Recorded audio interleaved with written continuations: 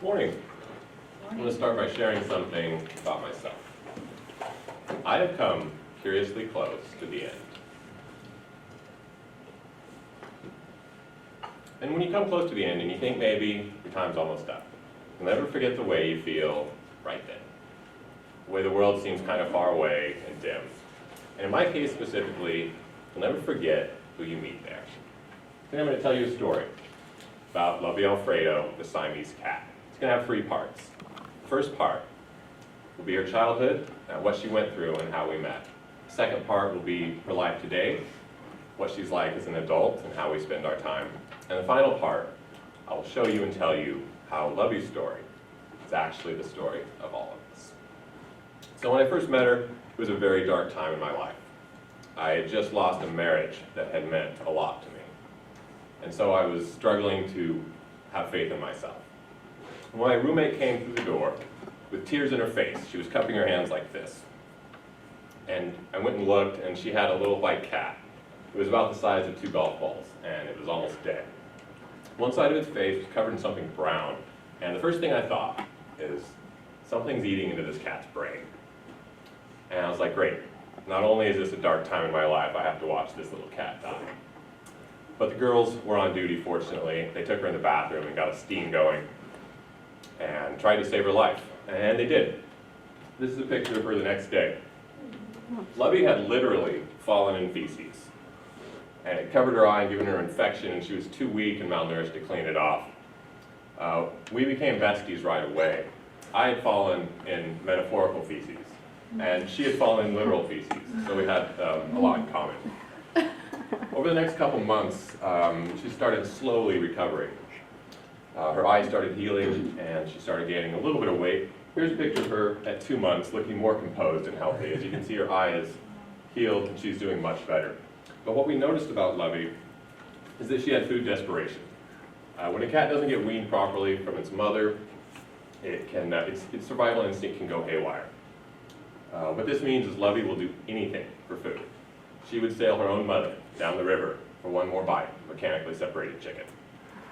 We have that in common as well. One day, she broke into all the cabinets and got everything out and took a bite out of everything and then passed out on the floor. So I had to install child-proof locks on all the cabinets. She watched me the whole time I installed them.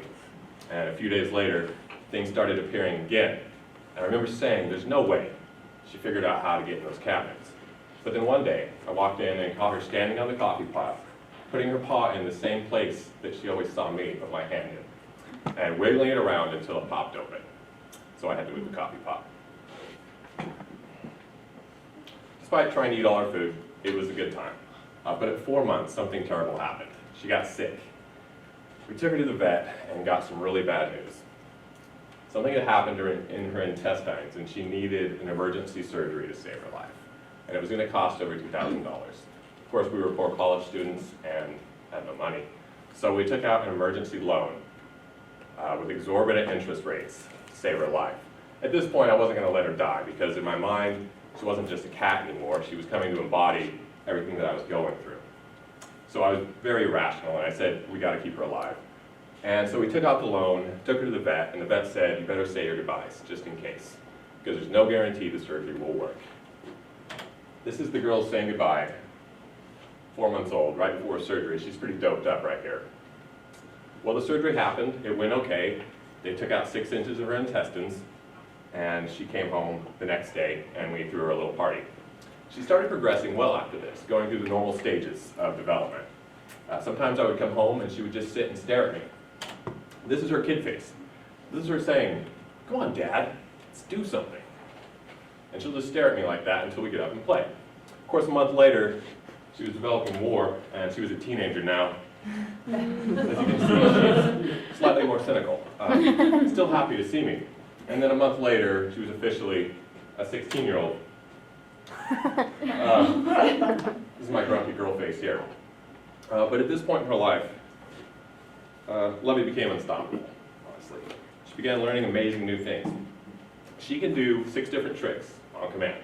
She can sit down, spin around, she can stand on a bucket, and most impressively, she can lay down. I've never met a cat that can lay down on command, but she will. She has 12 different vocalizations that she uses, including murmuring, chirping, growling, and chattering. Chattering is like a long meow with staccato syllables. I am the only person she chatters to. It's one of the ways she bonds with me. And it means she's curious, excited, and wants to engage in whatever I'm doing. She also plays fetch. She plays fetch like a dog. Still, she has food desperation, and she probably always will. So if you're not careful, she will drag your dinner plate into the next room and devour it. And she's very sneaky. You have to watch her. This is her trying to sneak up on me, and I didn't even know she was there, honestly. It was nuts. Once in a while, even though we keep the cabinets closed, she'll manage to get in and eat all the Cheerios and then pass out like a morphine addict. When that happens, I usually draw a fake mustache on her just to get her back. We do a lot of things together, too. We like to go for walks on a leash down the street. Sometimes someone will see us, like the other day, and they rolled down the window and said, "I like your dog." I said, "Thank you. I like your spaceship." We also like to go for rides in the car. Here's a picture of us going for a ride in the car. The problem is, our favorite place to go is the pet food store. And to get to the pet food store, we have to go right by Tina's house. She hates Tina. I tell her, "I know you do, honey, but just don't look at her. It's not worth it." She also takes an aggressive posture in the car a lot, like a guard dog. She'll get on the dashboard like this if you get too close to the car, and you might hear a tiny, adorable growl. So that's Lovey's adult life. To summarize, as a child, she fell in feces. She cheated death twice with a little help from her friend. As an adult, she learned some amazing new things, developed a surprising and unique personality, and has a wide range of vocalizations. And she does things that most of us wouldn't expect a cat to do. Now to conclude. I've told you a lot of things that are special about Lovey, but I'm not just bragging. There's a point. Lovey Alfredo, the Asian cat with the Italian name, has become more than the sum of her parts. She didn't just survive. She came back stronger, smarter than before. She became more than anyone thought she could be. I remember after her surgery, a friend came over and said, "You know, guys, I hate to admit it, but I don't think I could spend $3,000 to keep a cat alive when I don't have a dime to my name." And she was right. And I told her, "You're right, but I want to show you something."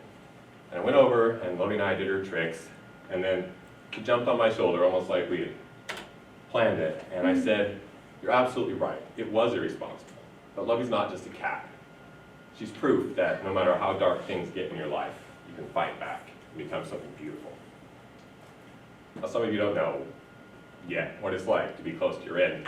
But like Chris said earlier this year, you may not know yet, but you will. And when you do, I hope you remember Return of the Kitty. And remember, it's never too late to be more than the sum of your parts. Thank you.